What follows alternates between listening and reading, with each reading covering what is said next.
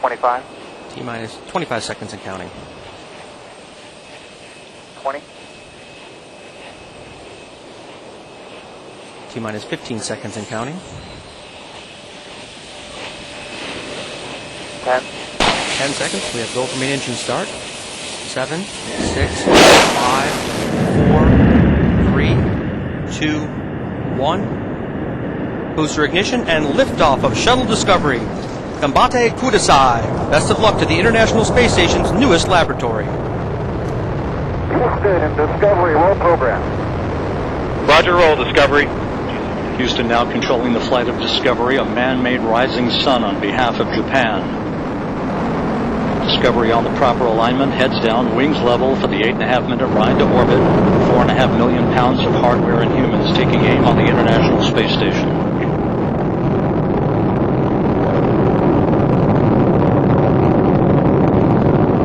Seconds into the flight, the 3 liquid fuel main engines now throttling back to 72% of rated performance, going in the bucket, reducing the stress on the shuttle as it goes supersonic.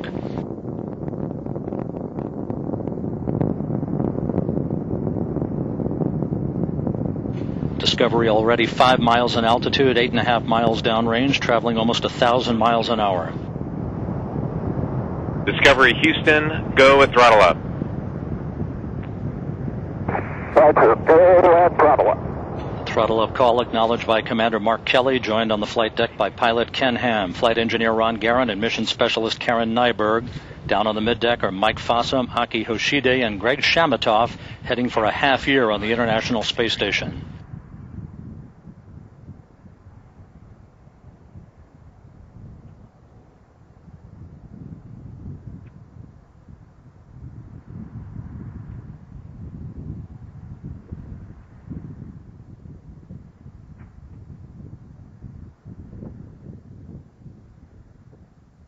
One minute, 45 seconds into the flight. Discovery 22 miles in altitude, 23 miles downrange, standing by for solid rocket booster separation.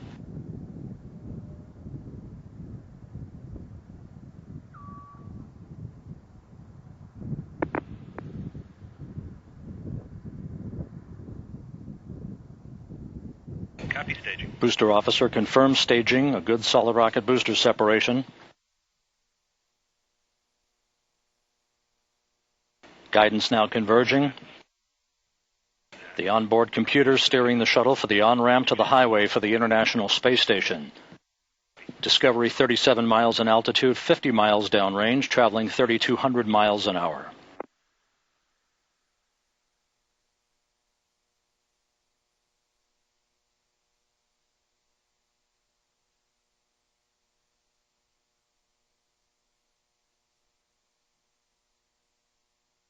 The orbital maneuvering system engines have ignited, providing Discovery with a burst of power for the next 2 minutes, 15 seconds. Roger, 2-engine Morale. That call from Mark Kelly, the first of a series of performance calls in the event of the loss of a main engine. However, all 3 main engines continue to perform normally, along with the auxiliary power units and the 3 power-producing fuel cells. Discovery flying on the singular power of its 3 liquid fuel main engines, draining a half a ton of fuel per second from the large fuel tank. Discovery 52 miles in altitude, 100 miles downrange, 3.5 minutes into the flight.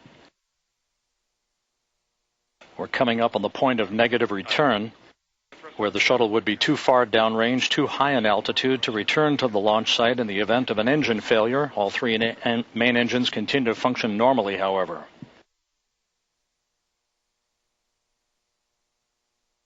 3 minutes, 47 seconds into the flight. Discovery flying straight and true, speeding toward a date with the International Space Station on Monday. Discovery Houston, negative return. Roger, negative return. All of Discovery's systems in great shape. 4 minutes, 15 seconds into the flight. Discovery 62 miles in altitude, picking up speed, 170 miles downrange, traveling 5,300 miles an hour. The Environmental Systems Officer reports the activation of the flash evaporator system, providing cooling for Discovery's avionics and other systems until the time that the payload bay doors are open an hour and a half into the flight.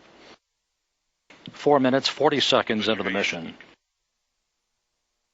All the main engines right down the money, in good shape, good performance, good auxiliary power units, good fuel cells.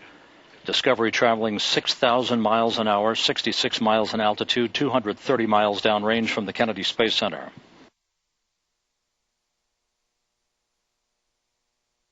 Five minutes into the flight, 3.5 minutes of powered flight remaining.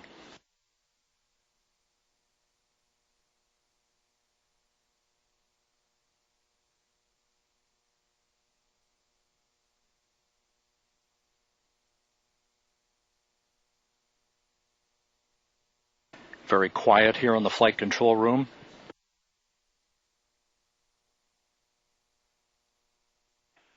Discovery Houston, press to ATO, select Istris.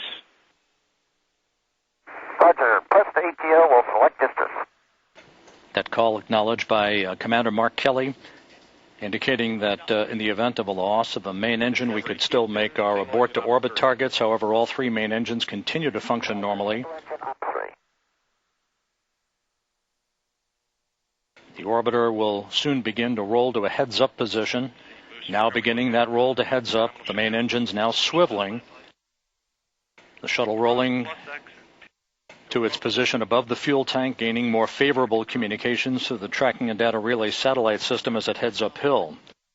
6 minutes, 15 seconds into the flight. Discovery traveling almost 10,000 miles an hour, 397 miles downrange from the Kennedy Space Center. Istris 104. Your shutdown plan is nominal, and your go for the plus X, go for the pitch. Copy that, Terry. Copy the boundary. Nominal shutdown plan. Go for the plus X. Go for the pitch. Good readback, and you are pressed to MECO. Roger. Press to MECO. Press to main engine cutoff call by Commander Mark Kelly, indicating should we lose a main engine, we can still make our nominal main engine cutoff targets. However, all three main engines hang in perfectly, as well as the auxiliary power units and the fuel cells at the 7-minute mark into the flight. Discovery now 515 miles downrange from the Kennedy Space Center, traveling 11,000 miles an hour. Very soon, the main engines will once again be throttled down to limit the stress on the shuttle and its 7 crew members to that of 3 times the effective gravity. Houston, single engine press 104. Roger. Single engine press 104. At the time of main engine cutoff, a little more than a minute from now, Discovery will enter its preliminary orbit at a speed of 5 miles a second. Discovery 615 miles downrange from the Kennedy Space Center, looking great. Engines now throttling back. Less than a minute of powered flight remaining for Discovery. Traveling 14,000 miles an hour, almost 700 miles downrange from the Kennedy Space Center.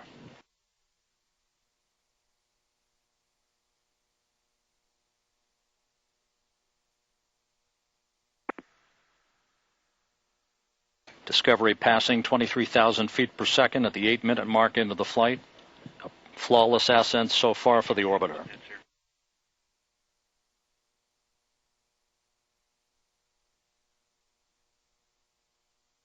Standing by for main engine cutoff. That'll be followed a few seconds later by the separation of the external fuel tank.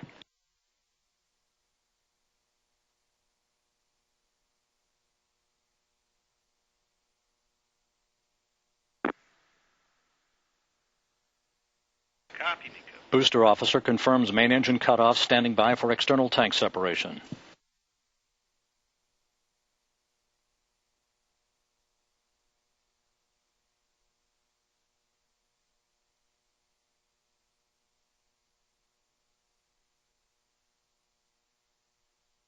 External tank separation confirmed. Discovery now in its preliminary orbit.